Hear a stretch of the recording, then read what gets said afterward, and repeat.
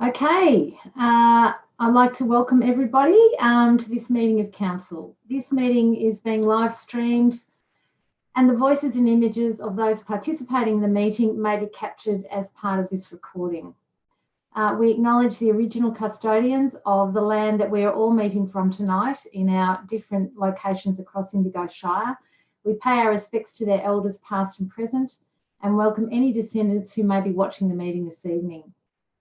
As councillors, we've all taken an oath to carry out our duties in the best interests of the people of Indigo Shire and to do this in a fair and impartial manner.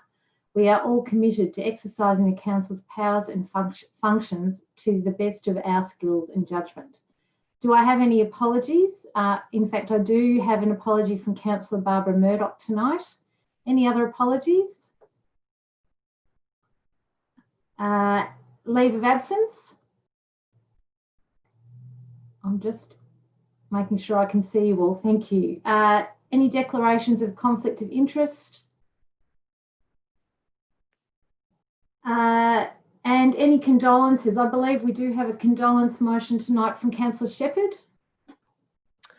Yes, I'd just like to really send my sympathy out to the community for Maggie Fitzgibbon passing. So I'll just give you a bit of background about her. She had a remarkable and outstanding career as an actor, singer and entertainer, both here and in the UK, and in later life contributed much to her region and more specifically to her hometown or little village she called Waganya. Maggie was a Rutherglen councillor from 1990 to 1994, was the first female president of a branch of the Farmers Federation and was secretary of Save the Children Fund. She was awarded an Order of Australia Medal for her community work, which included helping to rehabilitate homeless youth through Youth Off the Street program by giving them the experience of living in a cottage on her property, Kwandong, Waganya.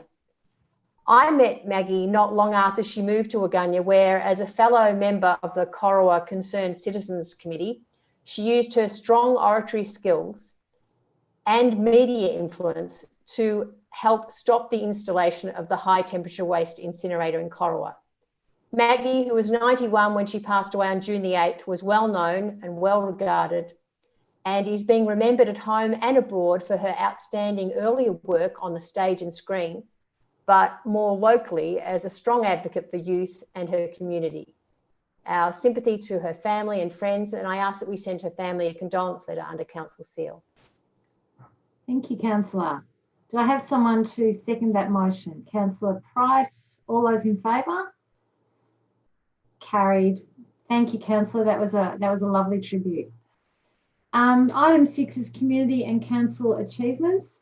At this time, we would normally, if we were in the chamber, we would be able to welcome members of the community that have notable achievements. We're not able to do that tonight. As soon as we're able to reconvene face-to-face, we will be doing that, and we'll be inviting John Hennessy from Beechworth, who was awarded the Queen's Birthday, on the Queen's Birthday Honours List, the Emergency Services Medal. So we'll be able to go into more detail about that when John comes to a council meeting, but we would like to congratulate him on that well-deserved award. Item 7 is confirmation of minutes from the previous meeting, and the recommendation is that Council confirm the minutes of the ordinary council meeting held on the 26th of May 2020 as published on Council's website. Do I have someone to move that? Councillor Price, seconded Councillor Trenery. Do you wish to say anything to that, Councillor? Councillor Trenery? All those in favour? Carried. Thank you. Item 7.1 is suspension of standing orders regarding open forum. So the recommendation is that standing orders be suspended to allow that item 4 be brought forward in the agenda to item 7.2, and that the Mayor, I read questions to open forum on behalf of the questioner without the requirement that the questioner or their representative be present at the meeting. Do I have someone to move that? Councillor Price, do I have a seconder? Councillor Shepherd, all those in favour? Carried. Thank you, councillors. All right, so we're now up to item 7.2, open forum. We have two questionnaires tonight, that have submitted questions. I will go first to Robin McLeish. Question 1, the council is currently taking possession of the rail shed from the contractor. This is 1 year behind the key dates set in the grant submission, where handover of the building and the certificate of occupation should have been issued to the council by the 30th of June 2019. Why is this so, and when will this building be tenanted? And I'm going to ask Director of Infrastructure Ian Ellett to answer that question. Thanks, Ian. Thank you, Mayor. So this question relates to the Beechworth goods shed. Look, I guess the first part of the answer is when applying for funding, we're never sure of the timing of a grant announcement or when we would have a funding agreement in place. So when the grant came and the funding agreement was first signed up, the completion timeframe was October 2019. And then during 2019, in the early part, when we went to tender and we got an unfavourable tender response, meaning we had to go back and rework the scope and some of the prices. At that stage, we sought a 6-month extension on that funding agreement. So that took it out to April 2020, and we fulfilled that requirement. So we satisfied the grant. By the end of April, we'd spent the money and delivered on the outcome. So I think that answers question 1. Thank you for that. Question 2, and I think I'll direct both these questions to the CEO, Trevor Areno. So question 2, further to the rail shed, the CEO's reply to Robin's question on the requirement for a report on the commercial success of the refurbished rail shed at the last meeting was dismissed on the basis that the project had created an asset for the community. However, the grant application was based on the establishment of a commercial centre with economic benefits. So the CEO sought to dismiss the need for a report based on the fact that it was not required by the grant authority. However, a significant amount of the money spent on this project was sourced from our rates, and ratepayers are entitled to know how effectively our money is being spent.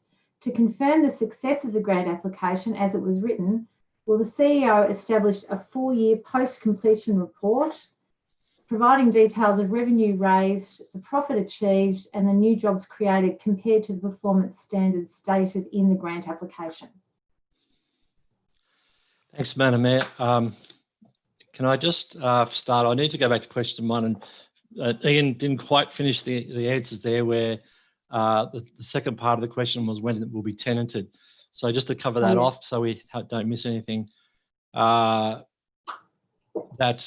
still in discussions with a potential tenant. So there was an EOI process that was gone through some time ago now, and from that process we still have a prospective tenant that we're still in discussions with. So we don't know when it will be tenanted, but we're still actively talking to somebody. Question 2, virtually it's the same question we got last month, which is directed at myself, and I'll give the same answer. I don't propose to perform that piece of work that Robin McLeish suggests there, mainly on the basis that I'll give the same answer. This is a multi-generational asset. This is an asset that's going to last us for decades and will give us benefits for decades. And I don't see that the success of that shed should be measured of the first tenant within the first 1, 2, 3, 4 years of that project. So it's in the railway precinct. It'll help activate that space for a long time to come. And so it presupposes that the success is based on who's in there in the first couple of years, which I don't think is really the basis for measuring success of that project. And I don't propose to develop that report and bring that to council as suggested by Robin. I might leave it there, Madam Mayor. All right, thank you. Question 3, in light of, and I may not be pronouncing this the correct way, but in the light of the Hubei Yihu, sorry, I don't know how to say it, company's decision to dispose of their winemaking and restaurant interests in Rutherglen, will the $20 million accommodation development highlighted in the Rutherglen Revitalisation Grant submission still proceed? CEO? Madam Mayor, you could have said anything in Japanese then. Who knows what you said. But I know I said it incorrectly. Japanese? The short answer is we don't know. We know that property that was sold, I presume we're talking about Rutherglen Estates, it's being sold to the Batali.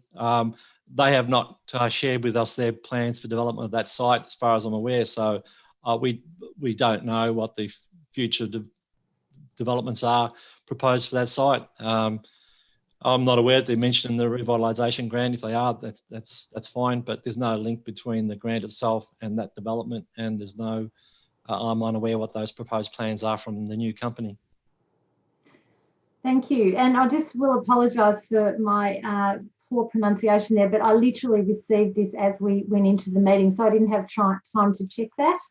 And that was to do with an email getting stuck in an outbox. So apologies for that. Our second questioner is Sandra Williams from Beechworth. And Sandra they're fairly lengthy questions and the answers are lengthy, but we have decided to try and give as much detail as we can. So not all of the questions are lengthy, but the answers are. So regarding this meeting's item 14.1, Heritage Shire, in particular page 64, describing the augmented reality immersive visitor experience plan for the Beechworth Courthouse, the writer says this is a $1 million project that is projected to increase visitation to the Beechworth Historic Precinct from 35,000 to 100,000 visitors a year.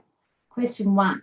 How realistic is the 100,000 per annum projection, which would see an average of 1,923 people weekly or 275 people daily, come rain, shine, maximum temperatures ranging anywhere from 10 to 44 degrees, bushfires, smoke pollution, and possible COVID ramifications? So in response to that, and these responses have been put together by our Director and Tourism Manager, the wide-ranging Ned Kelly Alive report included an analysis of the impact on visitation from the implementation of the projects identified in the report, which include the Beechworth Courthouse experience, Glen Rowan experience, Mansfield incident, Old Beechworth Jail, and so on. The scope and scale of the Beechworth Courthouse experience project is significant, as evidenced by the proposed budget of $1 million. The Ned Kelly Alive report analysis considered the details of the proposed project, current visitation to Beechworth and the historic precinct, learnings from other tourism visitation projects in other regional environments and even internationally.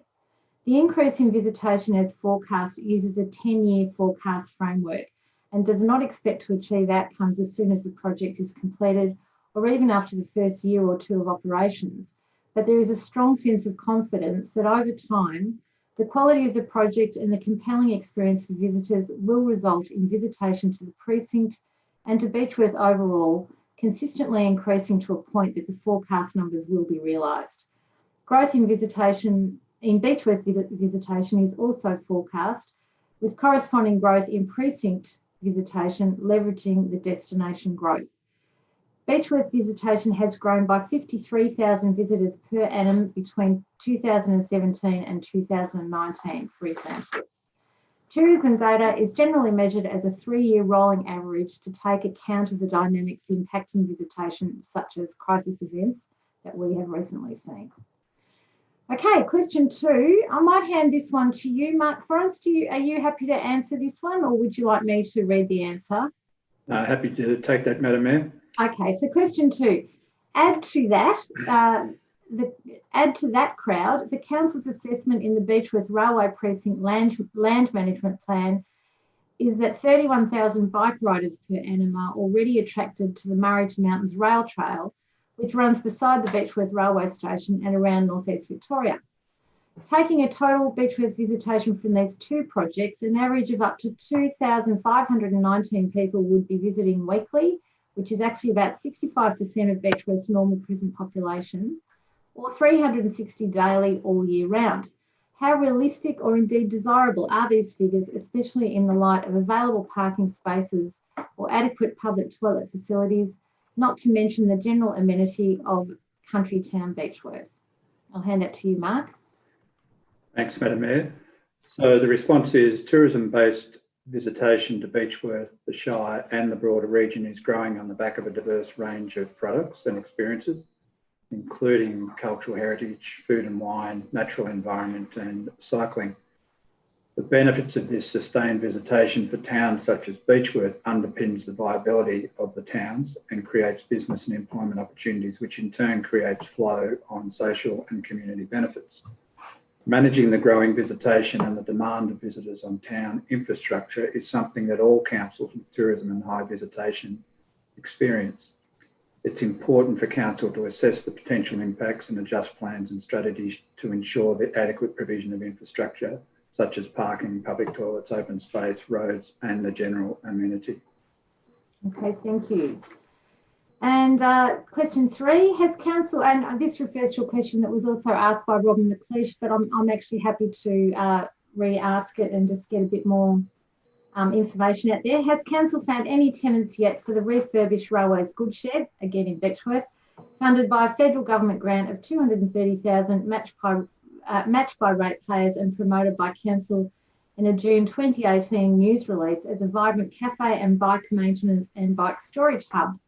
Considering council's projected economic boost to the Indigo economy of $6.5 million and the creation of 19 to 21 jobs after 3 years, can you advise the progress to date and the tenanting outlook? So in response to that, council continues to work closely with a potential tenant, as the CEO alluded to earlier, with specific details relating to final building fit outs, responsibilities for costs, terms of potential tenancy, etc. being negotiated. The job creation opportunities will not be realised immediately and may not be achieved by the potential lease currently being negotiated, but by a future business activity that may be of greater scope and scale. So thank you for your questions, Sandra and Robin. And I'm going to ask now that we standing orders be resumed. So do I have someone to move that standing orders be resumed? Thank you, Councillor Price. Do I have a seconder? I do, Councillor Trinery. Thank you. All those in favour? Excellent. Okay. So item 8, business arising from the previous meeting. There were questions on notice from Councillor Gaffney in relation to grants that Rutherglen has received. So they're all there for everybody to see. They're publicly available, of course. Are there any other comments on business arising?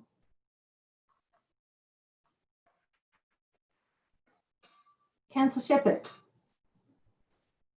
Yes, I think it's worth noting that there's a long list of grants that have gone to Rutherglen in the time that we've been on council, and I know people who may be watching might have the agenda in front of them, but I think one of the more major ones is the $810,000 for the Rutherglen Economic Revitalisation Project, and of course the pedestrian link down to the Murray Valley Highway from the wine bottle, which is a beautiful spot. And there's a whole list of them there that I could read out, but I won't. But I invite Rutherglen people to have a look at that on the agenda.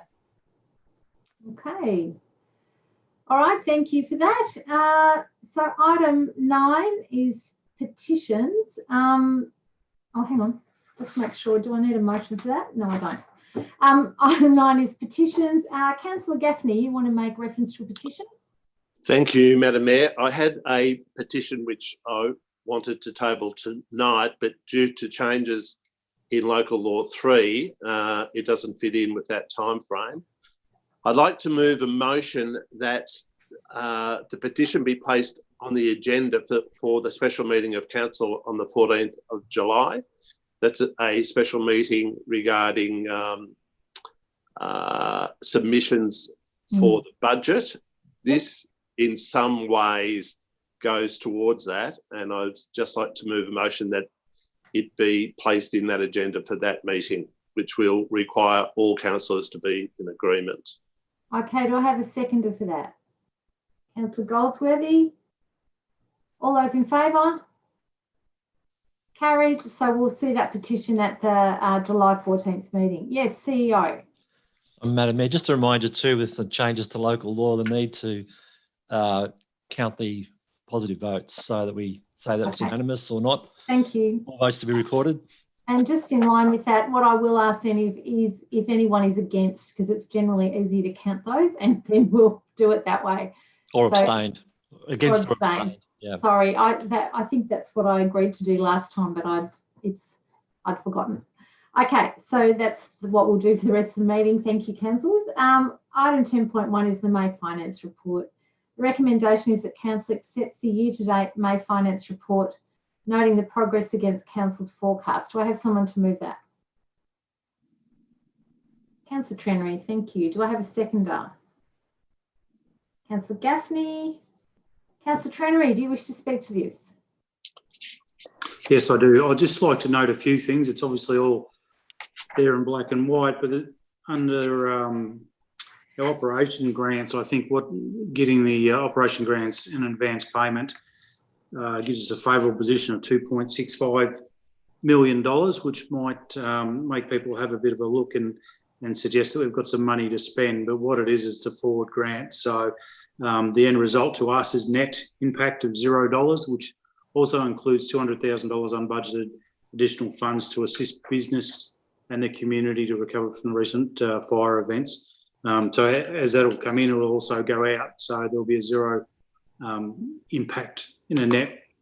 I do note that we've had a favourable variance of $124,000 in regards to employee costs, which is a good end result. And I'd also like to point out, if I can, because I've pointed out when it hasn't been in a positive way, but we've got 76.9% of our capital works completed at this stage, which is a huge improvement on this time last year. And I congratulate all those involved. Thanks, councillor. Councillor Gaffney, do you wish to add anything as a seconder? Just a question without notice, and I apologise for it, to the director responsible for finance. We realised that the income from rates for the last quarter was down. Will that have any effect, you believe, in the long term of council finances? Director Thank you. Through the Mayor, the short answer is no. We have noticed that there is a higher amount of rates debt at this time compared to the previous year. We're about $500,000 higher in rates debt than the same time last year. And that's a result of a number of businesses taking up the options that council had provided in the COVID relief package. So $500,000 is a large amount of money. However, in the context of the early payment of the assistance grants and council's cash reserves are in a healthy state, the $500,000 doesn't affect our cash flow. And with interest rates being very low, we're not foregoing very much at all in bank interest by not having that money. So that's a long way of saying no. Thank you. Okay, thanks for that. So I'm going to put the council accepts the report, moved by Councillor Trenery, seconded by Councillor Gaffney. Anyone against? Carried unanimously. Thank you. 10.2 is the Procurement Policy 2020. The resolution is that council adopts the attached draft procurement policy, which has been out for public comment and is on the agenda for public perusal. Do I have someone to move that? Councillor Shepherd, seconded Councillor Goldsworthy. Councillor Shepherd. So this goes out every year, which is probably more than most of our policies and strategies for review. And there's some, I think probably the main interest for me is the fact that because of we've got an increase in guidance relating to environmental procurement because of our declaration of a climate emergency in July 2019. That we've also got additional guidance for emergency situations because, of course, the amount of emergencies we've been involved in, we've learnt a few lessons. That the policy also applies to all the committees of council with a purchase delegation as well. And that Councillor Shepherd, local benefit will apply to all purchase. Councillor, I might get you to decisions. turn your camera off as your voice is getting a bit distorted. Yep. Thank you. Okay, and that local benefit will apply to all purchase decisions, not just tenders. So yeah, I think there's quite a few changes for just 1 year, and thank you very much for the staff provided those changes. Oh, and also we didn't have any submissions. Oh yeah, okay, thank you. I got what you're saying. I'm assuming that community is happy with this procurement policy. Yep, thank you. So that was a little bit distorted, but I think what Councillor Shepherd noted was that we didn't have any submissions, even though it had been put out for public comment. Councillor Goldsworthy, do you wish to add anything? I do not. Okay, so I'll put the motion. Anyone against the motion? Carried unanimously, thank you. So that's 10.2. 10.3, Assembly of Councillor Records. The recommendation is that Council accepts the attached Assembly of Councillor Records. Again, they're available for people to read on the website. Do I have someone to move that? Councillor Price, do I have a seconder? Councillor Gaffney, thank you. Do you wish to speak to the motion, Councillor Price? Just to say that I'm pleased to see that both the Finance Committee and the Access Committee have been able to meet by Zoom or teleconference during these times. So that's good to see. Yeah. Councillor Gaffney? I'd just like to agree with that. The last meeting of the Finance Committee was enlightening, and we spoke about the hardship that all of the recent events have made and the impact on council, and Greg Pinkerton certainly praised that very nicely. Thank you. Okay, thank you. Anyone else wish to speak to this motion? Put the motion. Anyone against? Carried unanimously. Thank you. Item 11.1. This is the Child Safe Policy and Procedure Update, and the recommendation is that Council adopts the revised Child Safe Policy and Procedure. Do I have someone to move that? Councillor, was that Councillor Price? Did you say you'd move that? Thank you. Do I have a seconder? Councillor Shepherd, thank you. Do you wish to speak to it, Councillor Price? Oh, just to say that that this just continues to make sure that we are in line with all of the right standards, so that we can say that we're meeting all of the child safe standards as a Victorian organisation. Yep. Thank you. Councillor Shepherd, wish to add anything?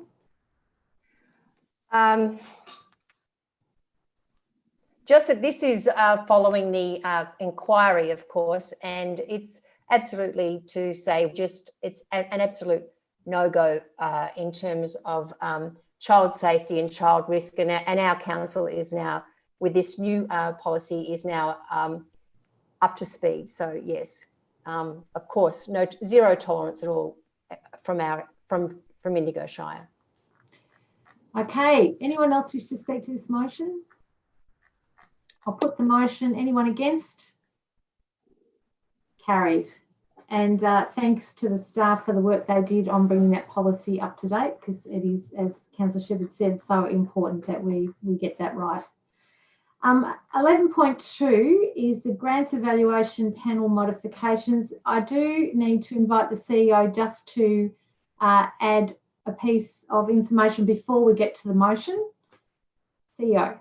Thank you, Madam Mayor. Before councillors consider this, the recommendation number 2 talks about establishing a new tourist events grants panel. This item was on the agenda for 5th of May, but it was deferred to this meeting. At that meeting, terms of reference were attached, and we overlooked reprinting that terms of reference and attaching it again to this paper. So I've got to ask council to consider this recommendation in light of the terms of reference from the last meeting being tabled again tonight. We have separately emailed that to councillors today. And so normally we would table them, But if I can electronically table those with our secretariat and ask you to consider that recommendation, and perhaps the extra words establishes the Tourism Events Grants Panel and adopts the attached terms of reference, or the tabled terms of reference, sorry. Yep. If you consider it in that light, that'd be appreciated. Yep. Thank you for that. Okay. I just have a question for the Moving CEO. to the motion. Yes, Councillor Goldsworthy. I'm just to the CEO, if this recommendation were not adopted as a motion, would there be any impacts in relation to our existing or proposed committees other than that compliance with the local government inspectorate's letter that was sent? Well, those panels that already exist will just stay in their current form. So, except the dot point number 2, there is no tourism events grants panel. So, well, just to flag, at the next meeting of council, there's the intention to establish the Indigo paper. So the paper come up to establish the Indigo committee, and the proposal was separately there will be a tourism events grants panel established. So if this doesn't get up, that panel won't be established and won't exist. The other panels would stay as they are. I might just look at Mark Florence to see if he's giving me any dirty looks if I got any of that wrong. No, that's correct, CEO. Thank you. Sorry, can I just ask for clarification? Are you saying that if this doesn't get up tonight, that the Indigo Shire Council Tourism Events Grants Panel won't come into existence at all, or are you saying that will happen at the next meeting potentially? Well, at the moment there isn't one, and this won't create one. No. The other panels and committees all exist. Yes. Our advice from through the Local Government Inspectorate and the Ariambi Act was that there's some suggestions of changes to the way these committees are conducted. Panels are just conducted in terms of evaluating grants. So we will stay with the previous version of that, and we won't be addressing any of those recommendations at this meeting. Right. I have another question. Oh, sorry, Councillor Shepherd. Sorry, Councillor Goldsworthy and then Councillor Shepherd. Yeah. Yeah. So just in relation to establishing the Indigo Shire Council Tourism Events Grant Panel, would that, if that were established or voted for today, would it have community involvement as it stands? If I can answer that. No, it wouldn't. It's been framed with reference to the Local Government Inspectorate recommendations. Okay. Councillor Shepherd, you had a question, and then Councillor Turner. Yes, I have a question. I'm interested, and I don't know who to direct this to, but who and what instigated this change in our committees? Was it in any way of concern as to how our committees, our grants committees were being run, or was it because of the response from the inspectorate? I'm just trying to work out, in terms of us discussing this, is it instigated from concern we have about how our committees are run, or is it because we asked the inspectorate for feedback? Okay, CEO. Thank you, Madam Mayor. A few things happen here at the same time. The initial, course of action was the Indigo committee being established to replace the previous Economic Development Committee. And there was a suggestion there that committee separate out the function of grants into a separate panel. So when we came with a paper to establish that panel, running at the same time or around about the same time as that, the Local Government Inspectorate did an investigation on another council, we'll call it the Ariambi Act. So we sort of referred to the Ariambi Act report. It made observations about that council, and it made a recommendation to all councils that they should consider changing the way they award grants, and that they should consider the removal of council laws from grant panels and they suggested another process. So when we came to council with the Indigo grants panel, we structured that panel to be compliant with the recommendations from the Ari Ambeck report. That came to the April meeting, which because of COVID didn't get held, got deferred to the May 8th meeting. At that meeting, council asked that it be deferred until all the other committees could also be considered at the same time. So that's this paper now, which is re-bringing the Tourism Events Grants panel up in it, which is a new panel structured to meet the recommendations of the Ari Ambeck report, if I can call it that. At the same time, we've gone to the existing committees, so the community grants and the community events grants panel, and this is attempting then to bring those up to speed with the recommendations of the Ari Ambeck report.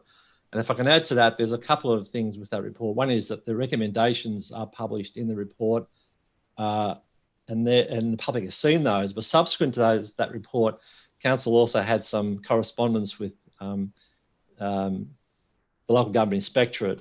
So the report itself talks about council laws, but our subsequent discussions with them suggested that we also should, best practice should not have community members on those panels either. So that the panel should be set up so that there's a criteria, staff assess the criteria, come to the council with a score and say, here's the ones that best matched your grant criteria. So that was a chain of events leading up to today. So apart from the local government inspectorate, there was no suggestion of any concerns that I'm aware of through council to say that we should review the others. It's just that they were reviewed in light of the Ari Ambeck report, in light of the tourism events grant panel being established in the first place. So we try to do them all at the same time. Okay, thank you. And I think, sorry, Councillor Trenery and then Councillor Goldsworthy. Well, I've probably got a question to shorten that up a bit. I've got a question for council laws. Especially those that have been on the council for an extended period of time. I haven't seen any action that warrants the change. I understand one council didn't do the right thing, perhaps. There's conjecture to whether that's just councils that didn't do the right thing, or certainly not community members, or whether community members didn't do the right thing. But I haven't seen any of our community members not do the right thing. And I think all councillors, both here and also councillors, and this is a question, so you can answer it, Councillor Goldsworthy, in a moment. Council laws have been very open and honest with this. The feedback I've always got is that councillors were there to either chair a meeting, not to vote, to help out where it was needed, and then it comes back to council anyway. So we've got the opportunity to vet it. And I think that any action that removes councillors who have been elected by the people and or the people in general are removed from these decisions, I think would be a poor one. So I'm asking councillors if they've seen anything to warrant these changes. Okay, I'd like a chance to respond to that if possible. Of course. Yes, so thank you for the question. From my perspective, I've been on a number of committees where grants have been evaluated, and I've always found that the community members have been extremely professional and go about their task quite arduously and are very robust in their considerations. And I have never seen anything that would give me pause for consideration to remove them. So in that vein, I think it would be the wrong decision to remove the community members from the decision-making process. In fact, they enhance it considerably because they bring a significant amount of local knowledge. Councillor Gaffney? Can't hear you, Councillor. You're on mute. Sorry, you're on mute. Okay, thank you. Councillor Trenery, I've been on council for 12 years. I've seen nothing untoward. These people are volunteers. They put their heart and soul into it. They read all of the paperwork. They've just done a wonderful job. At Ari Ambeck, from what I read from the recommendations from the local government inspectorate, staff were more involved in rorting. I don't believe that any community members are, and I'm sure that none are in Indigo Shire. They're just special people. Okay, any other questions before I put the motion? CEO? So I'm not entering the debate, but I just want to say that none of this has been about passing aspersions on any community member on any Okay, committee. so It's all about recommendation. Yeah, thank you. Jenny, just in relation to this, Yeah. I wonder if it's worth considering the recommendation in two parts to remove item 2 out, and we discuss that separately, if possible, to the rest of it. I just want to, because we do need a tourism events grant panel, that's all. And whether we devise a motion that's in accordance with what's there, but add in there that the CEO should come back to the next meeting with community representation as part of the model. I guess that's possible. My concern is, that was the purpose of my question earlier to the CEO was, if this doesn't get through tonight, does that mean we don't have a tourism event grants panel? I realise not tonight, but we can still bring that for next month anyway, can't we? Is that what you said initially? That could be established at the next meeting, irrespective of the rest of this. Am I right about that, or have I misunderstood you? Madam Mayor, all of these can establish at the next meeting. Yeah. So is there any urgency on having the Indigo Shire Tourism Event Grants Panel this meeting? Does it have to be established? Is there a timetable where it needs to be in place by June or July? We can just throw out a mark just to confirm on that. Yeah, Mark. Just to help with that, given the COVID situation, the grants that council had supported through budgets have been deferred. Yeah, that's right. And they won't be, at this stage, we won't be looking to activate those until the last 3 months of the year, so somewhere about September. So coming to July wouldn't be an issue. So Councillor Goldsworthy, going back to your suggestion in light of that. Yeah, no, I'm happy to let it rest if it's going to come up at the next meeting, regardless. Yeah. Then, yeah, okay. Go for it. All right. So the recommendation is, and I will read it out because it's contentious. The recommendation is that council ceases council and community member involvement on the following evaluation panels and committee: Indigo Shire Community Grants and Awards Advisory Committee, Indigo Shire Council Community Events Grants Panel, and Indigo Shire Council Active Indigo Grants Panel. 2, establishes the Indigo Shire Council Tourism Events Grant Panel and also adopts the tabled terms of reference.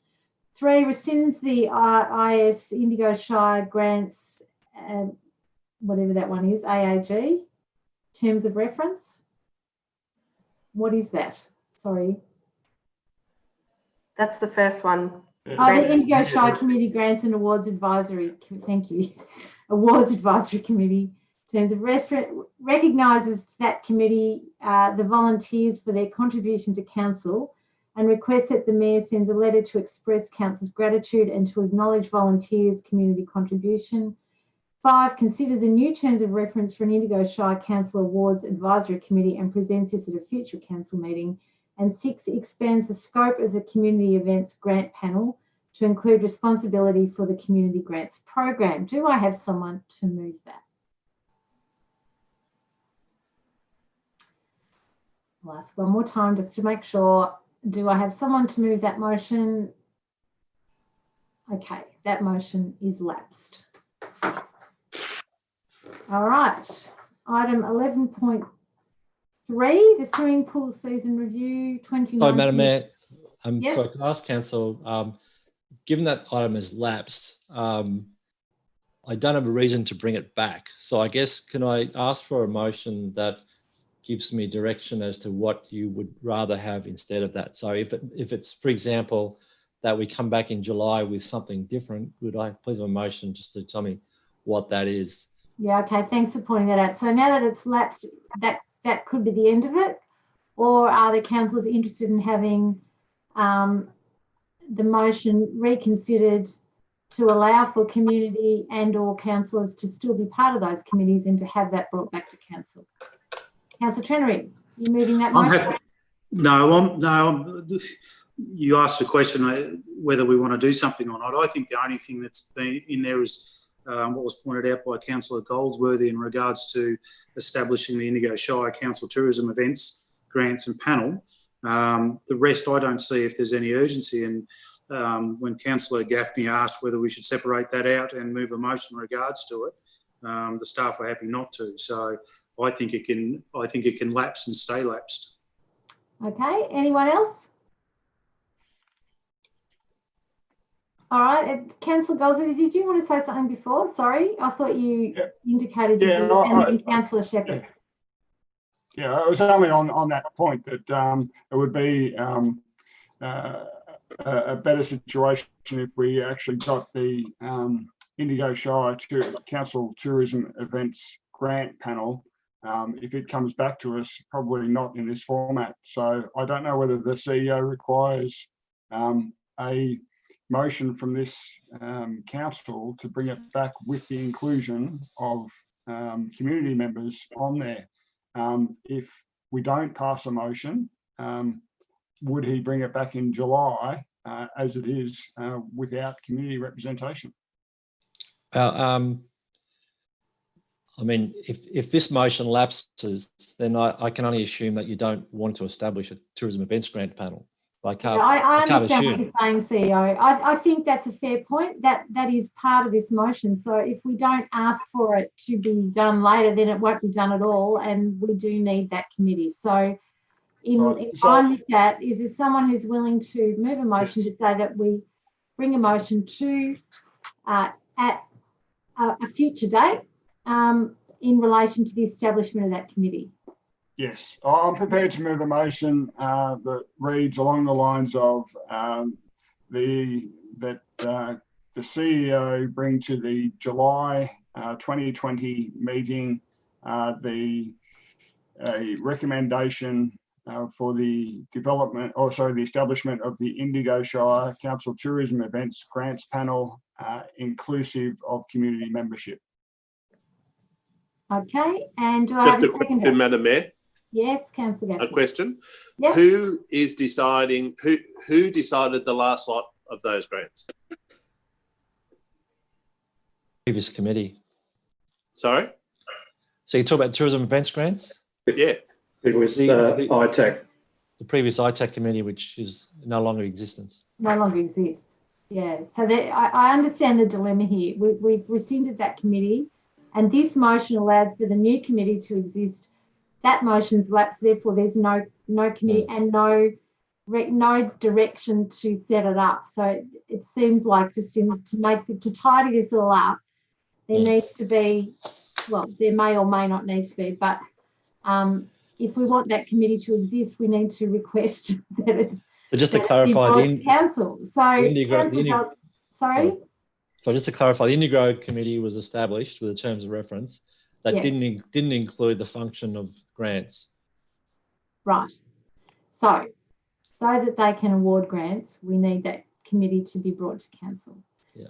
Councillor Goldsworthy is willing to move that. Do I have a seconder for that?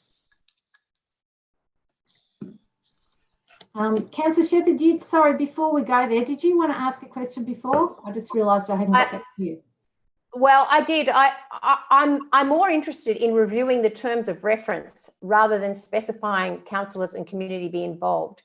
I think there are a number of things there that we do need to set up the grants committee. We do probably need to put them all together. We do need to set up a good process, which I think is in this report, and the Yarriambiac suggestion recommendation that was in that we're going to follow that. But in terms of the terms of reference, I think that needs to be reviewed, and that because I'm not sure that people are necessarily only about community members being involved. I think there's some councillors who also feel the need for councillors to be involved. So the terms of reference need to be reviewed. So are you putting a motion to that effect, councillor? Well, I'm happy with Larry's as long as he gets rid of the bit about that if he just said that he was reviewing the terms of reference, setting up that Grants Committee and reviewing the terms of reference. So Councillor Goldsworthy, are you happy with that amendment to your motion? Can I just ask a question of Councillor Shepherd? By reviewing the terms of reference, which committee are you talking about? Because there's a few that are mentioned in this recommendation. Again, and looking at having as part of the motion that those committees be, as is suggested, be amalgamated. So I don't know that councillors have a problem with the amalgamation, but I can hear that there's an issue with councillors and community in terms of the terms of references for those committees. So yep. I just want to clarify that what we're talking about now is item 2, which is establishing the Indigo Shire Council Tourism Events Grants Panel. That's the only committee we're talking about. The rest of them have lapsed at this point. Councillor Goldsworthy has said that he's willing to put a motion to bring the establishment of that committee to July. Otherwise, we don't have a tourism events grants panel at all. It doesn't. Madam Mayor, I'm happy to move this on and second Councillor Gaffney's motion. No, it's Councillor Goldsworthy. You seconding? Sorry, Councillor Goldsworthy. Okay, great. Apologies. All right. And so again, to clarify, Councillor Goldsworthy, do you want to just state it really clearly again so people know what they're voting for?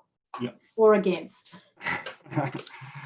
So the motion would read, actually, I'm not sure whether Kath mentioned it, copied it all. Did you get it all, Kath? No, okay. No. The motion would read along the lines of that council requests the CEO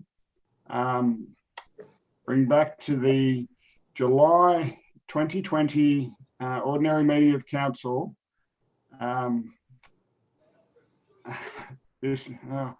recommendation to establish the Indigo Shire Council Tourism Events Grants Panel with which would be inclusive of community representation. Okay. And you seconded that, Councillor Trenery? Happy to second that motion. All right. So I'm going to put that motion. Is there anyone against it? Oh, Councillor Price, have you got a question first? So does that include any councillor representation on that panel?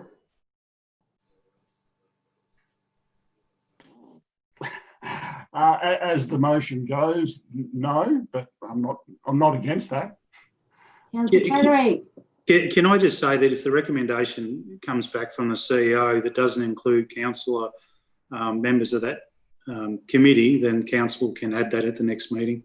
I think it'd be worth at this stage. What Councillor Goldsworthy has put forward is worthy of putting forwards, and then further discussion can happen between now and us moving that recommendation as a motion at the next meeting.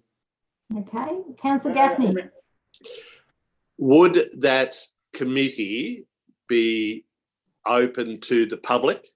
Would it be open and transparent? Because if it was going to meet in secret, I don't think I'd go for it. But if it's going to be open and transparent, that's not part of this motion, though, Councillor. That's the terms of reference. I realise it's not part of it, but I'm just letting them know. All right. Does the mover and the seconder want it open so that the community can be there when their application is discussed, or do they just get a letter back saying, no, sorry, you missed out, you didn't meet the criteria? Councillor, I think you're actually introducing a new aspect to this. At this stage, we're actually talking about just establishing the committee, and the terms of reference will be determined. So I don't want to, I'm not dismissing your point, but I don't think it's part of this motion. Frankly. So the terms of reference, which was mentioned by Councillor Shepherd, is that going to be part of it? There will be terms of reference. At this stage, we've got to just decide whether we're going to establish a committee or not. But yes, hang on, I'll just let the CEO answer that. Then I'll come to Councillor Trenery. CEO? Oh, Madam Mayor, my reading is that all we're doing is I bring it back to July. So the July meeting will have all the debate about who's who in the zoo and the terms of reference. That none of this resolution, as I read it, is about establishing the panel. It's just about bringing it back to the July meeting, a paper that establishes the panel and in terms of reference and a preference that community representation be included when we bring that back in July. On Councillor Goldsworthy. Yes, I've got back to Councillor Trennery first and then Councillor. I was just going to say I agree with Councillor Gaffney and what he's saying, but that's for the next motion that comes back in the next month, which is basically what the CEO was saying. I think we've spent a fair bit of time on this discussion, considering we had a member of staff saying we didn't need to do this, but I'm happy for the debate to get going. Okay, so Councillor Shepherd. I was just going to ask if I could have some clarification. Wasn't the community events grant also going to be put in with to get together so that panel was going to look at both lots of funding? That was the recommendation, yes. Yeah. So that would leave them separate. Does that need to be part of this motion? I don't know if I should answer that. Is it a question to the CEO? Who are you asking? No, it's not. No, it's a question to the councillors who are going to be, the mover, who are going, Mover, councillor. No. Okay, no. No. I wouldn't have thought so, because the tourism events grants panel will have its own terms of reference and that sort of thing, and I'm just expecting that the discussions around that will occur at the next meeting. All I'm looking for, and this is totally on the fly, is that we try and establish one. We give the CEO direction, and it should some of that direction should include community members. This is totally on the fly. Okay, I'm going to put the motion now. Hang on, before you do that, can we speak to the motion? Yes, you can speak to the motion. And then the seconder is Councillor Trennery. Speak to the motion, Councillor Goldsworthy. Okay. So this has been quite a vexed issue, because I think all of us are most likely in agreement that we should have community representation for our assessment panels. All I'm looking to do with this late motion is that we establish a tourism events grant panel, and that panel should at the very least have community representation. I'm more than happy to have discussions around what's included or excluded at the next round of discussions in July. But this is just to give some direction to the CEO and his staff as to what we're looking for. I'm not looking to do anything other than that. Okay, thank you. Councillor Trennery is the seconder. Oh, listen, Councillor Goldsworthy, I think we've already spoken about it a fair bit. Councillor Goldsworthy's motion basically highlights the need for and respect for the volunteers that we've had. Indigo Shire's renowned for the volunteers, and I think keeping these committees and having those volunteers engaged in it is essential. So I support the motion. Okay, thank you. Anyone else wish to speak to the motion? Councillor Shepherd.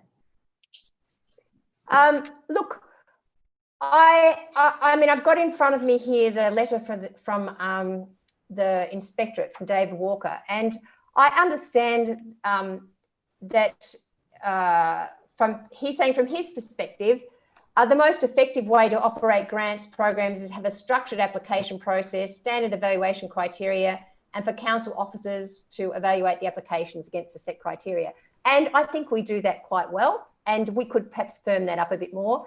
He does say he doesn't see what extra value having a councillor or community involvement is.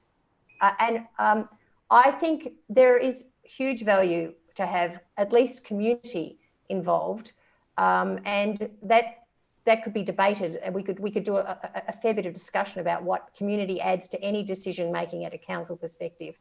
And I would also perhaps, say that a councillor could be involved as well, but I'm happy to debate that.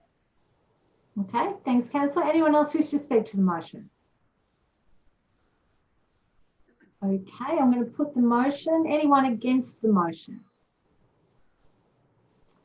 Carried. Thank you, councillors. And I really would like to make the point here that, and I think the CEO alluded to this, that this recommendation was based on it was in no way a reflection on Indigo Shire's performance or the performance of the volunteers or councillors that have been involved in committees in the past.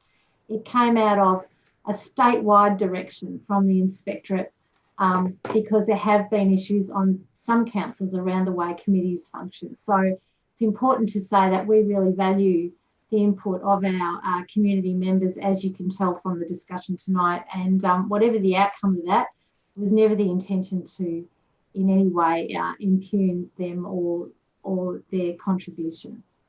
11.3 is the swimming pool season review 2019-20. The recommendation is that council notes the report and the outcomes of the 2019-20 swimming pool season. Do I have someone to move that? Councillor Goldsworthy, do I have a seconder?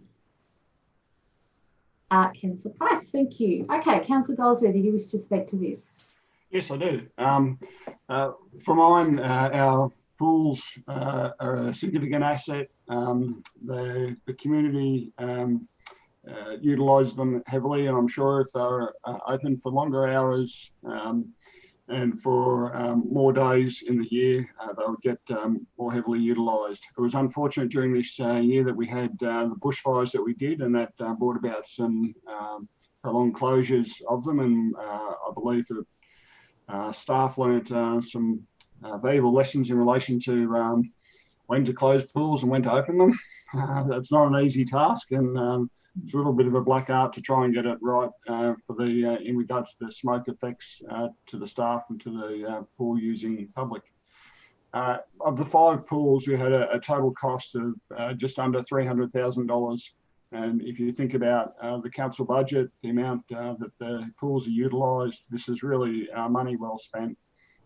We introduced this year 2 up lifeguards for the majority of pool opening hours.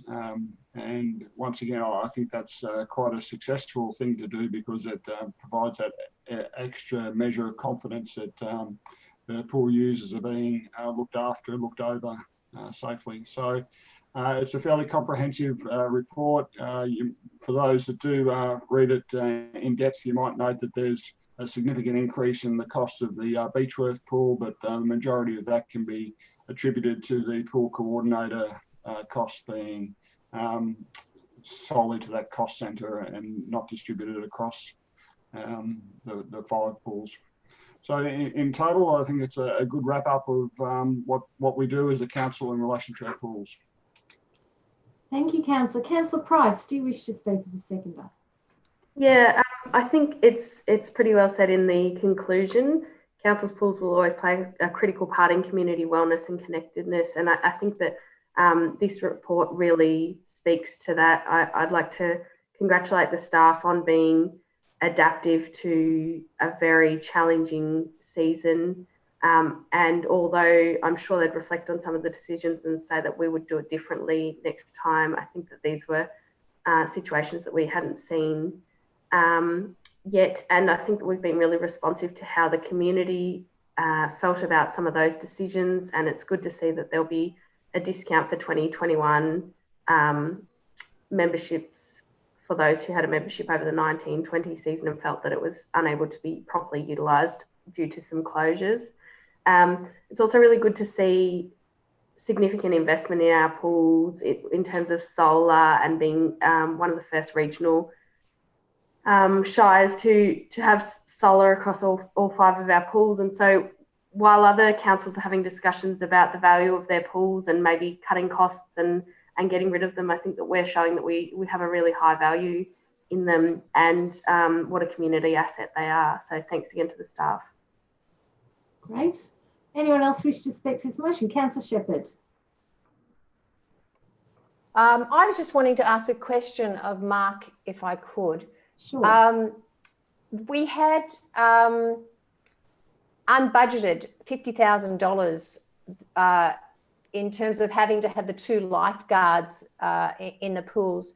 Now, we only spent $12,500 of that because I imagine that's because we just weren't open as much as we could have been. Do you foresee that we're going to have to put that $50,000 into the budget for the next financial year's pool? Yeah, Thanks, councillors. So the draft budget for 2021 does factor in the 2 lifeguard model more permanently. My understanding, I wasn't actually here last year when council addressed the 2 lifeguard model, was that council adopted the budget with an acceptance that the 2 lifeguard model needed to be implemented, and that would result in an unfavourable result attached to that.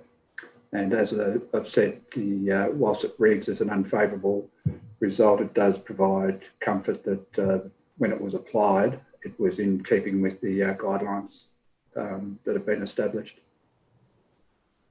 Thank you. And can I just ask another question? We had the addition of a pools coordinator, and as Councillor Goldsworthy said, that $25,000 was added to the Beechworth pool budget. Did that, it seemed to have worked well having a pools coordinator, but then that's an extra $25,000. Will that happen again? Or if not, what's the alternative? So the 2021 budget doesn't include that position.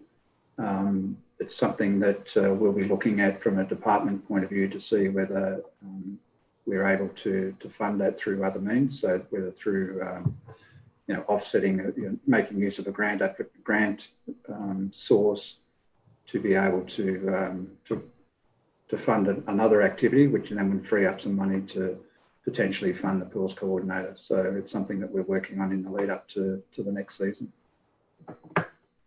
Thank you. Thanks, councillors. Anyone else wish to speak to this motion?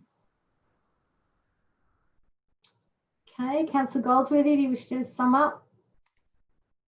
I do not. Okay, I'll put the motion. Anyone against? Carried unanimously. And 11.4 is the draft Lakes and Waterways Activation Plan 2020 to 2030. The recommendation is that Council places the draft Indigo Shire Council Lakes and Waterways Activation Plan 2020 to 2030 out for public comment for 45 days. Do I have someone to move that? Councillor Goldsworthy, do I have a seconder? Councillor Shepherd. Okay, Councillor Goldsworthy. Well, this has been on the drawing board since day dot, I reckon, for this council. I remember,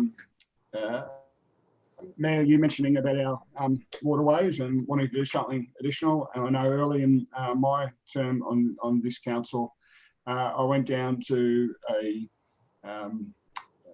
statutory meeting of the Allen's Flat group, the committee down there, and I could certainly see that they needed a master plan to go on with to develop that waterway appropriately. And it's just one example of some of the magnificent waterways we have, right from the Hume, the Murray, the Kiwa, and all the lakes and waterways and streams that run through our towns and around our area. This goes some way of addressing the activation of that. It's you always have your ideals on reports and that sort of thing, and ideally it would have more around the assets that we need to establish and sort of the build it and they will come. But I think this is a really good start to it, and from this we can provide the strategic justification to apply for further grants to do more work to get our community out even more so at our lakes and waterways. Thanks, Councillor. Councillor Shepherd. Yes, from the time I've started on council as well, I remember us discussing the importance of our waterways, and they're all of completely different infrastructure rating really throughout the whole Shire. And yet in this time we've declared a climate emergency in our Shire, and we just had the pools report, and you have to pay to get into a pool to cool down. We really need to have accessible water and shade and places for people to be able to access coolness, and we need to plan for that. Now, I don't think that's overly suggested in this, but it's implied, I suppose. If we're activating and we're improving with infrastructure, then we'll make it a space where most of our community can find a spot within their township, within their regional area that they can go to. So I'm really looking forward to, it's there now for people to see. Ignore the Yakandanda Lake Yakandanda. We all know that's Alan's flat waterhole. So just where it mentions that in one of the graphs, just ignore that. But I'm really looking forward for people to having input and reading it and giving their feedback as to what else they would like to see. But it's quite comprehensive. So it's good for it to go out to the community now for 45 days. I probably would just like to add a comment myself there that Councillor Goldsworthy mentioned that I raised it ages ago. Interestingly, I think to broaden it out a bit, that came out of a tourism workshop where a very well-known, well-regarded tourism expert said, if you have water in your towns, you have blue gold, he called it. And at that stage, many years ago, I was going, well, we've got lakes and waterways, etc. We need to look at this. But in line with what Councillor Shepherd said, I think that the emphasis has changed, and now we need to be looking at management as well as just how we improve the assets. So overall waterways management. So I agree with Councillor Goldsworthy, it's a good start. But there's a long way to go with this now. Things have changed a lot in that time, and perhaps there's room for the next council, hopefully, to develop this even further in light of all the things that we're now dealing with climate change and impacts on waterways. So that's where that came from initially from me, but I think it's moved on enormously since then. Any other comments? Yeah, Councillor Price. Yeah, just to agree with some of the comments from the councillors already, I think that we have a really wide range of offerings across the Shire, and some are at a very basic infrastructure level and some are more advanced. And so I'm really interested in the feedback from the community around exactly that. And I hope that if some of their lakes and waterways need just the basic infrastructure, that this plan can be the vehicle for bringing that forward as a priority. I know most of them have a strategic plan around those spaces. And so I hope that if they've already had feedback, they can see it in this plan and have further feedback, or have their first feedback into it during this 45 days. Okay. Anyone else wish to speak to this motion?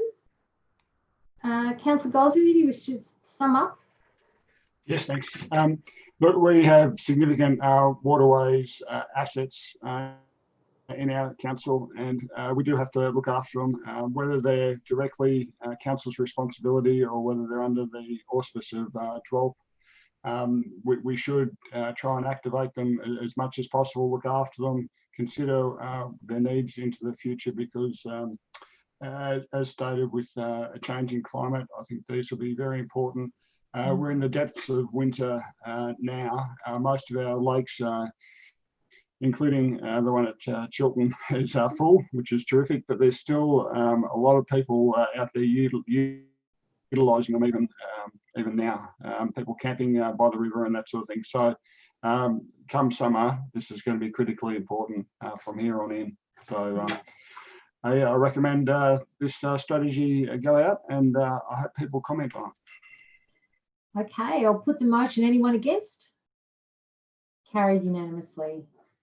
Thanks, councillors. So we're up to the infrastructure services, and item 12.1, I think Director Ian Ellen just wanted to make a comment before we go to the motion.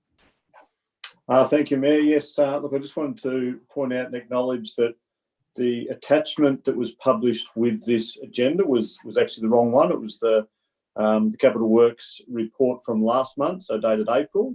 So all of the text in the report summarises where things were at the end of May. But yeah, our apologies for getting that error in the published agenda. So the correct attachment has been placed on the website alongside where people would download the agenda. So yeah, I just want to make that point before councillors discuss it. Thank you for that. Okay, so the recommendation is that council notes the Capital Works report and year-to-date progress of the Capital Works program. Do I have someone to move that? No one's going to move it? Councillor Gaffney, do I have a seconder? Councillor Trenery, thank you. Okay, Councillor Gaffney. You're on mute, Councillor. Just like to say that the Capital Works program is progressing well, with a number of key projects completed or underway, and the expenditure expected to be just over 8 million. It's expected for the year that we'll spend 9.974 on capital assets. I think it's a good result and we're progressing well. Okay, thank you, Councillor. Councillor Trenery. Sorry for my hand over the That's okay. We're all getting used to Zooming. It's fine. Listen, it's just in regards to the report. Obviously the report's very in depth and covers off a lot. And I just like to note, I suppose, Councillor Gaffney went over the main points. The fact that it's brought up as a separate item, I think a recommendation from Councillor Goldsworthy has proved to be a very good recommendation, and the report's very thorough. Okay, thank you. And in line with that, given that it's public, everyone can read it and see what's happening, which is actually a really good move, I think. Yeah, Councillor Shepherd. I just wanted to bring up one point, which is a small part of it. But I remember one of our earlier Tangambalanga community forums where someone came up to me and said, how do we get a community garden happening here? Like the one in Yakandanda, and I think they got a little committee and came over the one at Yak. And the fact that now at the end of our term, there's now a community garden and the playground is just finishing off and the community garden's just starting, I think is a nice little sort of circular story, really. And can I just thank you and Old Meadow on the amount of extra work that goes into doing this separate report, and it is very transparent for us and the community to see, and really appreciate it. Yep. Thanks for that, Councillor. Anyone else wish to speak to the report? Okay, Councillor Gaffney, do you want to sum up? Add anything else? Not really sum up, but I agree with Ewan, and I'd just like to mention that I hear very good reports about Brett Doreen, things that he follows up, things that might only affect one family, but they're very important to them, and he spends a lot of time and effort onto it. So if you could pass that on, Ian. Okay, thank you. So I'm going to put the motion. Anyone against? Carried unanimously. Thank you, councillors.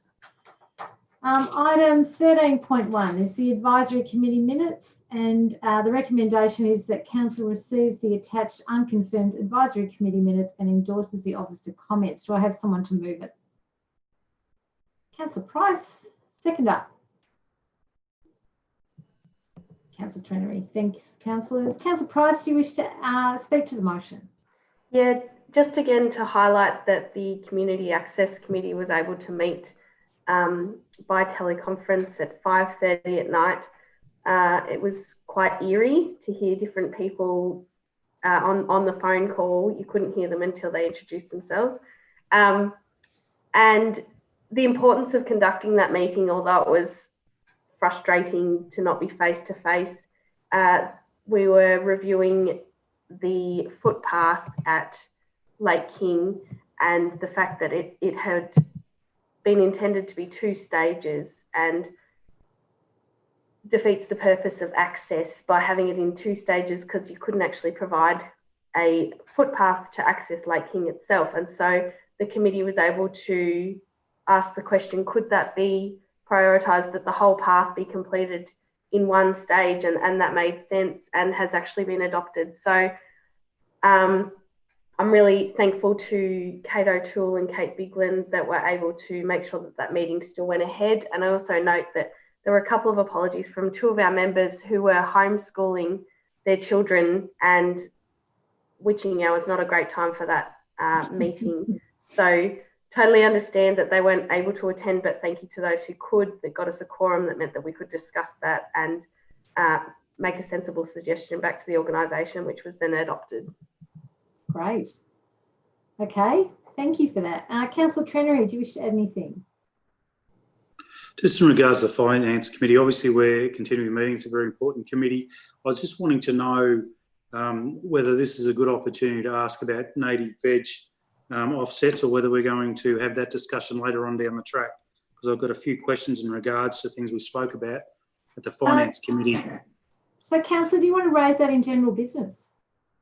Well, I can do, but I'll be talking about how in relation to the Finance Committee too in general business. So happy to do it then. Happy to do it then. Yep. Director Pinkerton, you want to answer that or make some comment on that? Through you, I was just going to make the comment that the Finance Committee at the last meeting requested some further information on native vegetation offsets, and so at the next meeting, I'm sure we've got the right people there to answer that question for you. Someone's dog's joined the meeting. Not sure who. I do apologise for that. Fine. Mine was doing it earlier. Don't worry. We're all getting used to Zoom. Well, in respect to what the Director just said, I am, the Finance Committee will be going into this again for about the 5th time, and rightly so, but I will be commenting on it at some stage, whether it's now or general business. Okay, so let's defer that to general business then, Councillor, because you've got other issues. Is that okay? Yeah, other things. Yeah, that's fine. Okay, yep. Great. All right. Anyone else wish to speak to the advisory committee minutes? All right, I'll put the motion. Anyone against? Carried. Thank you. Item 14.1, notices of motion. So I'm going to hand over to Councillor Goldsworthy. You've put a notice of motion up, Councillor. I have. The motion reads that the Indigo Shire Council reaffirms its support of heritage tourism within the Indigo Shire and the upkeep of the heritage assets for which it has control over. Okay. The reason why I've put this motion up is because it seems to be almost a sport of some in our community to criticise council and what we've been doing around our heritage. Point of order, Madam Mayor. Yeah, Councillor, I just realised you don't have a seconder for the motion yet. Oh, sorry, yep. Yeah, that's okay. Is that what you're going to say, Councillor Gaffney? Yes, Madam Mayor, certainly was. Yeah, I just realised at the same time. Do I have a seconder for Councillor Goldsworthy's motion? Councillor Trenery, thank you. Okay, back to Councillor Goldsworthy. Yeah, so it's been, you sit by and you watch all this criticism, whether it's letters to the editor, Facebook, or a recent report that we've received making recommendations from the Beechworth Historical and Heritage Society in a report called Reclaiming Our Beechworth Heritage. And when you look at it critically and examine all of the things that this council has done over the last, or the term of this council, it's been quite significant, none more so than the continual support of the Burke Museum. You know, you're looking upwards of $500,000 in this financial year. That's more, some of that's been impacted because of the COVID-19. But even in next year's budget, we're still looking at a significant increase in the cost to the council and to the ratepayers of this community from the time that we started through until now. So you've gone from a $316,000 in 2016 up to $461 as forecast for next year's budget. And when you look at our library costs, they're a similar cost, you know, and you've got libraries running in most of our major towns. When you look at our swimming pools, which we've already discussed, that's under $300,000. So for one community asset, and it is an asset, and it has internationally important things in there, displays, we do need to look after it. But I just, the criticism seems to be totally unwarranted. And it's been fairly poignant around the railway goods shed and the Ned Kelly Alive project, and to a lesser extent, the Plate Layers cottage. And council has put significant funds into this. We're trying to activate some of these spaces. We're trying to create jobs. We're trying to bring tourism into the area. And I just feel that it's unfair, some of the criticism that needs to be made public about what we do actually contribute. And when you look at one of the most exciting things to occur, and that's the National Heritage listing, the Heritage Advisor has done a significant amount of work, and quite a bit of that's been in her own time, to try and get this nomination up and going. And it may be a couple of years off before we even hear whether it's successful. But if it is, it'll open up even further funding for the Heritage Precinct and what frontier government districts were like back in the 19th century. I think the tables that have been included point quite clearly to the increase in visitation over the last couple of years. An increase of 53,000 visitors to Beechworth alone. Our overnight visitations are up. The spend, both from tourists and locally, is up.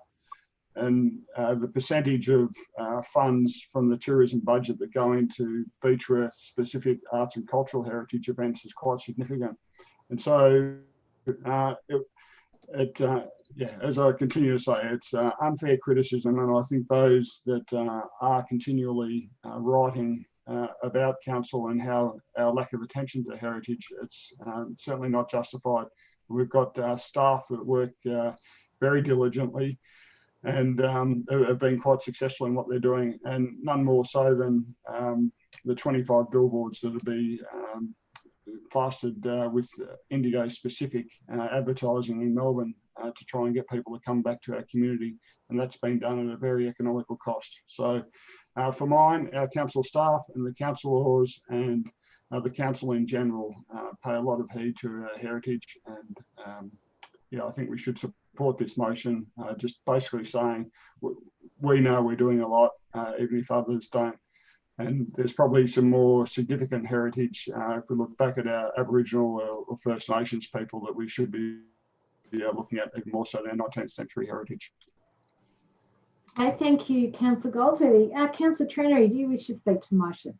I'm happy to reserve my right. Okay, anyone else wish to speak to the motion? Councillor Gaffney. You're on mute. Now you've lost, you've got you back. Go. Yeah, I'm back. Just some questions for Councillor Goldsworthy. In the second paragraph of his explanatory comments, he refers to letters to the editor, Facebook, and the Reclaiming Our Beechworth Heritage document. And he says that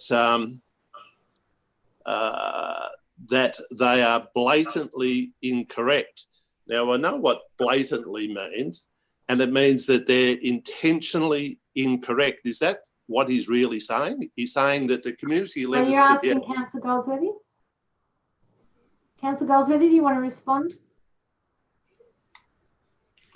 Well, if they're not blatantly incorrect, they're ignorantly informed, because some of the comments that have been made around the Railway Goods Shed, in particular around the Ned Kelly Alive, calling it a Disney show, that's not right. And if they're taking the time to read any of the documentation the council puts out, they would know what's actually being proposed. Okay. Any other question, Councillor Gaffney? Yes, I have. So what you're saying is that they're intentionally almost telling lies. The community, which is their democratic right to write a letter to the editor or go on Facebook. Is that what you're saying, Councillor? Councillor Goldsworthy, do you want to respond to that? I will just say that saying something's incorrect doesn't mean they're lying. I don't think. No, but to say blatantly, what's blatantly means, it means deliberate. Yes, well, they may well be deliberately misinforming the general public. Okay, thank you. Next question. In the actual motion, you say the Indigo Shire Council reaffirms its support of heritage tourism within the Indigo Shire and the upkeep of heritage assets. When I read the document, there's towns like, was it Rutherglen, never get a mention. The Port of Waggunya never gets a mention. Yakandanda never gets a mention. Chiltern gets messaged twice, yet Beechworth gets 43 mentions. The document is not about Indigo Shire assets. It's all about Beechworth. 43 times you mention Beechworth, yet those other towns never get a mention. And the port of Waggunya, I think, was started before Beechworth.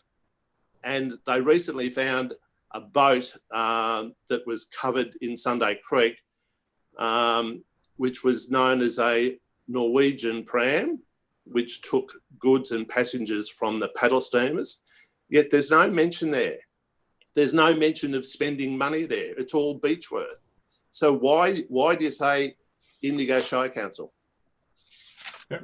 Councillor Gosling? Yep. So the overwhelming majority of criticism, and I can't think of any criticism that's come from other areas outside of Beechworth in relation to our heritage tourism or our upkeep of heritage assets, has all come from the Beechworth community or about Beechworth. That's why I've addressed the explanatory comments around that. I know full well that our heritage is further than just Beechworth, and that's why I've addressed all my comments around how much is actually spent in this township, and that people are not appreciative of the commitment the council's made. Thank you. Any other questions, Councillor Gaffney? Just one more. So you're saying how much we spend on heritage and history. How does that compare with what we've spent on cycling? On cycling, the Nevco plan was over $10 million, and that's in the current term of this council.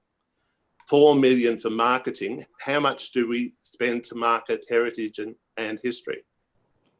Yep. So the issue around this motion was because of a lot of the criticism has been around what we do with our heritage. I've addressed that. We, as you well know, the council spends a lot of money on a lot of other things, but for a lot of the criticism that's levelled at council around our Beechworth heritage assets, that's what I've specifically addressed. And don't you think that any of that is justified? What do you mean? The criticism. No, I don't believe the criticism of what council's done in relation to the heritage assets.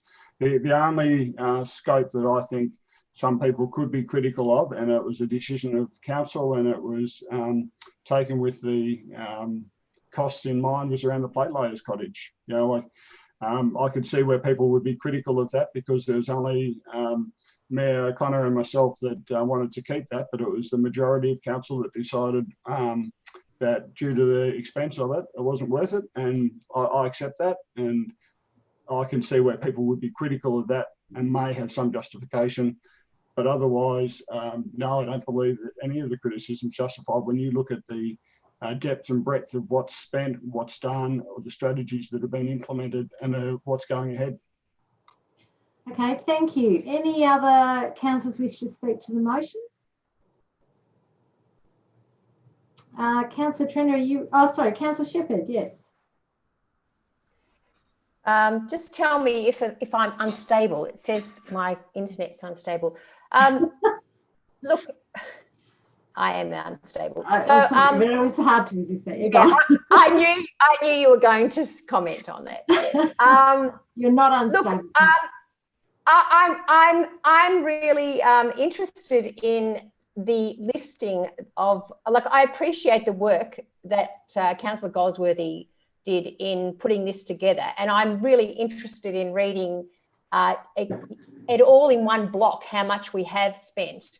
I'm also was very interested in reading the document that we got from the Beechworth Historic group.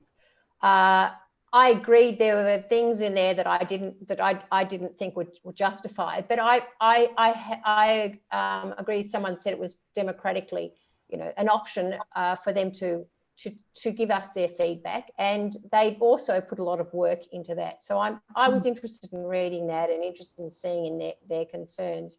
So I support this motion in that it's a listing of things that we have done. I think I'm interested in a conversation always around heritage with those people that have concerns and are passionate. I am wary of the negativity that happens often around comments, and I wonder how people think they are going to work with us, who we're all just community members, when they come in hard negatively. We're wanting to work around, we're as concerned as they are often around these areas. So sometimes the negativity does frustrate me when there's opportunities to be more positive. So I support this as a motion of a list of good things we've done around heritage. I understand there may be frustrations, and I'm saying there's opportunities to work with council. Okay, thanks, Councillor. Councillor Price. I think that it's good that it's raised it for a discussion point for us, but I think that any assertion that we don't spend enough money on heritage in the Shire, I have real difficulty with that. It's easy, I think, to pull something out in isolation and to say that we don't spend enough on it, and probably we don't, but we would like more money to spend on these things, and we don't have that. So we have to be very deliberate about how and where we spend the money. And in fact, by drawing our attention to it, we might say that we spend quite a bit of money as compared to other services or things that we spend our budget on. We spend quite a bit of money on heritage. So I appreciate them raising it for discussion. It has worked. It's now a notice of motion on the council agenda. But I do find it difficult to look at one thing in isolation and so that we don't prioritise it when we're able to list exactly what we spend this money on, and the fact that we very successfully leverage any money that we spend with other grants and are able to turn it into a tourism offering as well. So it leaves me with more questions than it does pointing me to spend more money in the heritage area. Okay, thanks, Councillor. So, Councillor Gaffney, you asked some questions. Have you got any other comments you want to make?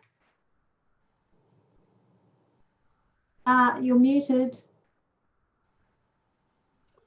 Just that to say that people who voice their opinions and they're very passionate about their heritage, and for a councillor to then say that they've deliberately, blatantly incorrect, I think we're there to treat our constituents with respect. Whether we like what they write or whether we don't, it's their right to do it, and to criticise them for it, I think, is unwarranted. Okay, thanks, Councillor. Councillor Trenery, you reserved your right earlier. Do you wish to speak now? Muted. Yes, if I can get it off unmute. He was arguing with me. Apologies.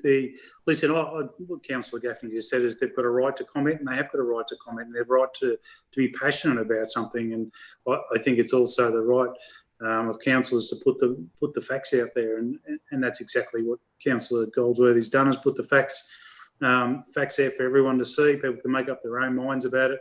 We're voting on a motion. If you read the motion, it's hard not to vote for it. It's pretty honest and straightforward, the motion, let people question us. I think that's a good thing, but also we've got the right to counter that with facts. Okay, so I'm going to, Councillor Goldsworthy, do you wish to sum up? Yes, thank you. Look, it is just an opportunity to say these are the facts. Some of the things that you've heard and seen in the paper, they're not correct. This is council's commitment to the heritage of our area and to increasing tourism. And so please take note. Some of the criticism isn't worthy of those that are making it. The motion is fairly simple in itself. We're reaffirming our support. We're not saying we're going to do more or less in relation to it. We just know that we're noting that heritage tourism and our heritage assets are important, and we need to look after them. Okay, I'm going to put the motion. Anyone against? Councillor Gaffney. So all those in favour, we have Councillor Goldsworthy, Councillor Trenery, Councillor Price, Councillor Shepherd, Councillor O'Connor, and against we have Councillor Gaffney. Okay, thank you. Item 15.1 is my diary for May 2020. Has anyone got any questions about that? And of course, as always, if anyone in the community wants to ask me anything, feel free to either give me a call or send me an email. Any questions from councillors on this? Okay. Item 16.1 is just the register of decisions that is really there for information so that people can check the decisions that we've made at council and see where we're up to on that. And then, sorry, I'm just getting up to the next one. We're up to general business. Do I have any general business tonight? Councillor Trenery, you had some issues you wanted to raise. Unmute. There we go. Got it. There you are. My screen's arguing with me. What I want to discuss is, and it came up in the Finance Committee and has done about 4 different meetings, and I will direct some questions to Ian Ellett without notice, so apologies if you can't answer straight away. But in direct respect to the Beechworth Yakandanda Rail Trail, one of the bonuses of being efficient was that we could actually have a trail go through Yakandanda, which wasn't originally budgeted for, but because of the native veg offsets, that is now in danger. And I'd just like to ask the director if he understands the difference in the cost, original costs of the native veg offsets and the current perceived cost of the native veg offsets. Thanks, Councillor. Look, I'll have a go at answering the best I can. The original estimate back in 2016. So in 2016, Council received funding to do a piece of functional design work. And part of what that did was re-establish realistic estimated costs for constructing this Beechworth to Yak Rail Trail or onto Osborne's Flat. And the cost estimate at that time for the total project was 6.2 million. And that's the same budget that we're using today to try and deliver. And that's 4 years on. Within that estimate, the amount allocated to native veg offsets based on the rules that applied at the time and the assessments that have been done was $82,000 or 85, so low 80s. When the project manager commenced on this project mid-2018, one thing she had to do was take that budget and realign it, from that estimate to the project we were trying to build. And I suppose, the staging, the building it in sections. And I think at that time she recognised that 82,000 wasn't going to be enough. So in that estimate, she revised that to about 170 and had to level out some other areas of the budget to try and deliver that project. So right now we've progressed through sections 1, 2, 3 and 4. Well, 4's under construction, but we've purchased the native veg offset. We've spent about 180,000 to date on offsets. We've got an estimate recently for section 5, so that's from the roundabout into Yak. That's estimated at 150,000. So if we were to purchase that, that takes us up to about 330. On top of that, there are consultants' costs, which aren't actually the native veg offset credits being purchased, but paying for environmental companies to assess and help get through the planning framework. So we've spent probably close to 50,000 once we've started the project. Who knows how much we spent before that, but once we had a project proper, so we've almost 50,000 there. And the estimated costs for sections 6 and 7, and that's really preliminary, is around $200,000. So 330 or 180 at the moment, 150 estimate for section 5 takes you to about 330, and there could be another couple of 100,000. But we haven't got into the detailed design yet of sections 6 and 7. So we can't be too rigid on those numbers. But look, it puts it to mid 500s in answer to your question against an estimate when this 6.2 million project estimate was first assembled in 2016 at low 80s, 82 or 85 or something in that range. So according to my figures, the figures that you just gave me, it's 580,000, which is approximately $500,000 more additional cost to Indigo Shire than what it was in the original plan based on that. And that's why it's at this stage not going through yak and dander. This native veg, although the intent is good, it isn't practical at all, and it's failed. It's not going to increase the native vegetation through this project, but there's people taking advantage of the legislation and overcharging for it. Now, we even in the Finance Committee over 2 or 3 meetings looked to take advantage of this ourselves to try and put some land aside, but it was really restrictive in regards to what we could. The director, Ian Ellett, looked at it quite closely to try and get something done, and it was quite hard to do. But if we're talking about a $500,000 increase, nearly 10%, not quite, on this project, I think this particular set of legislation is going to put other projects in jeopardy, including major projects that we've already got funding for, guaranteed funding for. And I employ the mayor to talk to these politicians that I think have opened this particular project about 4 or 5 times. The first time I think it was open and someone came up was when I was mayor. That's quite a few years ago now. So it's been about 4 years of constantly came up and opened this up or bragged about it, and their legislation is slowing it down and making it shorter and not connected. And I think that all councillors should advocate, especially the mayor, on our behalf to make sure these projects are not stunted by legislation that's not working. So, Councillor, would you like, I'm happy to, in terms of an action from this, to write to the relevant ministers. So we request, is that right? You want the CEO to write to the relevant ministers on behalf of Council and I, and to request meetings as well. Also, as I think I did say to you before this meeting, we do have a meeting lined up, hopefully with the Minister for Regional Development, where we intend to raise this issue, but there are other departments involved. So would you like that action to be undertaken?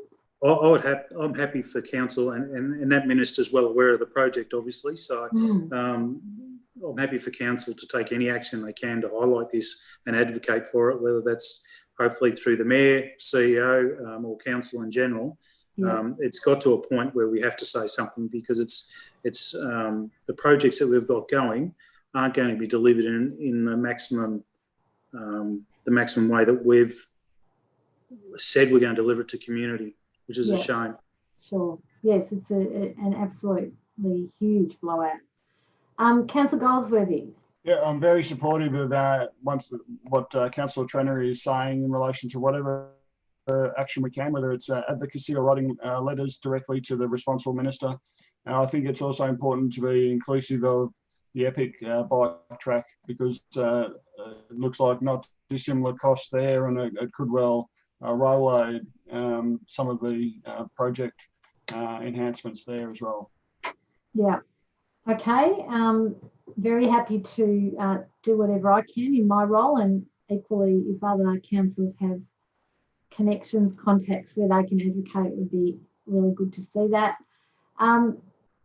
Do you have anything else you want to add, Councillor Trennery, in terms of that item? Okay. Any other general business? No? Okay, so that means we are now going to go to a confidential item in relation to a variation on regional curbside collection contract. Obviously, we have to do that in confidential as it's a contractual issue. So I will, at this point, Council, we will all disappear off into a cyber waiting room. Just hang on, sorry, yes. Director Pinkerton and then Councillor Goldsworthy, yeah? I'm probably going to say Councillor Goldsworthy was about to say, and that we just need a resolution for moving into confidential, and then we'll... We do. But before we do that, I just wanted to, sorry, I was just about to go there. I just wanted to say to anyone who is watching, this is the last item of the evening. So even though we will come back out of confidential, assuming we get a motion to move in, we will then be closing the meeting. So if people who are watching don't want to hang around just to watch us close the meeting, this would be the point where I would leave. So do I have a motion to move into confidential? Councillor Goldsworthy. I'm happy to move that motion. Councillor Shepherd, seconded Councillor Shepherd. Sorry, I saw your hand go up. Are you seconding? Oh, I can, but I was also just in terms of general business, which I know is going backwards. Yes, you are. But I'm just concerned, is there an opportunity, do we need to talk quickly of COVID-19 update from the Shire perspective, or should we encourage people to look at a particular space on the webpage?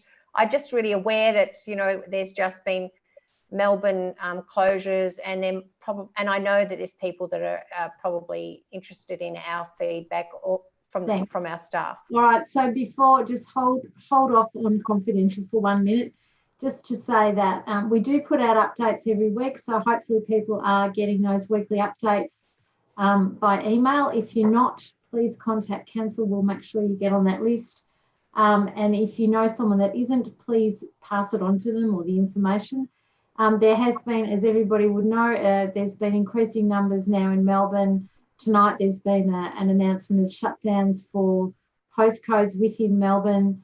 There's the possibility that there will be further outbreaks, and it is really important to remind people that while we are welcoming visitors to Indigo Shire, it is with a huge caveat on it, saying that we need you to absolutely act responsibly and follow the COVID safe guidelines, as we do with our community members, just as a reminder, because I think this week has shown us that this virus is nowhere near being dealt with, and perhaps we were all getting a little comfortable.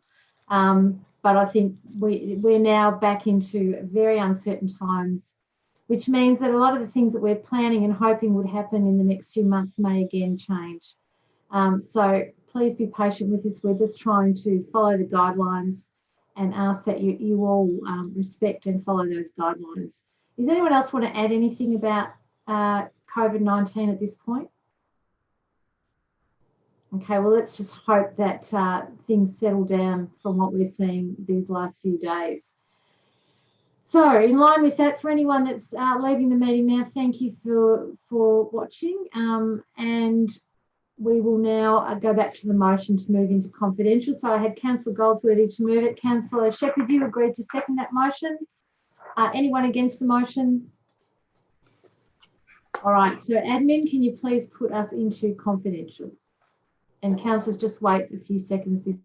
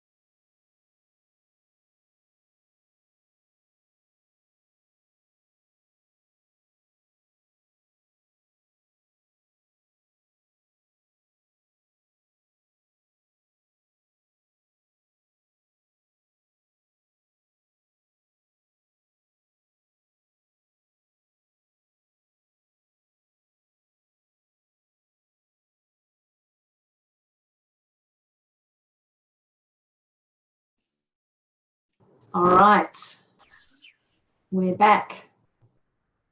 All right, so at this point, we are actually back to close the meeting. The next meeting is the special council meeting, Tuesday, the 14th of July. That is to hear submissions on the budget, and that we've already had a number of submissions, so that's great. CEO, do you want to add anything? Sorry, you just said it. I was just going to confirm that that meeting was subject to submissions requesting to be heard, and we have had 4 submissions that have requested to be heard. So that meeting will be going ahead. It will almost certainly be a Zoom meeting, and we'll make arrangements for the submitters to make submissions via Zoom, either from their home, or we will set up a facility for those that don't have a facility to access Zoom. We'll set up a facility for people to submit at another location, and we'll figure that out when the time comes how they'll do that. Yes, and then the following ordinary council meeting is the 28th of July. Our Councillor Goldsworthy, did you want to ask something or make a comment? I just wanted around 18.1, do we need to make public some of the decision that we just made in confidential? Oh, that we are amending the contract. CEO, Yes. we do, don't we? You're on mute, yeah. Yes, yeah. No, I'm just going back now. So the resolution did say that we'll make public the nature of the decision. And if you like, we can say some words now. I can say some words now, and then we'll write some words down in the minutes of the meeting. But if I could just... do you need a motion to that effect? As in, do you need a motion to say that we confirmed a variation? No, we don't need a motion to do that. Sure. You've given in confidential, you've given permission to make public the nature of the decision. Okay. So point 4 sort of covers it. Is everyone okay with that? Make public but not reveal the financial details. Okay. Yeah. So I can say some words now, or we can write them into the minutes if you like. Either way, I don't mind. What would you prefer, Councillor Goldsworthy? I'm just noting that there wasn't more to it, and I thought maybe we needed to just have something in there. Yeah, I'd probably prefer, if I could, to have a go at drafting a statement just to make sure we get it right, and include those in the draft minutes. And then that'll be in the agenda next week. Yeah, so I don't have a statement prepared about announcing what components, how to describe the nature of the decision. I have the words ready. So I think if you just give us a few hours to draft up a statement, and we'll put those in the draft minutes, and then the committee will see that disclosure in the minutes of the meeting. Okay, that's good. Just getting back, the ordinary council meeting will be Tuesday, 28th of July. And again, at this stage, even though we were hoping it might not be, it's looking like it will again be a Zoom meeting. And as soon as we get some clarity, but the direction is that if you can work from home and you have been working from home, then you must continue to do so. They're not even saying could you please. So we're going to have to stick with those guidelines at the moment. Okay, I would like to thank you all for your attendance and for anyone who's still watching, and we will see you on the 14th of July. So I'm going to close the meeting.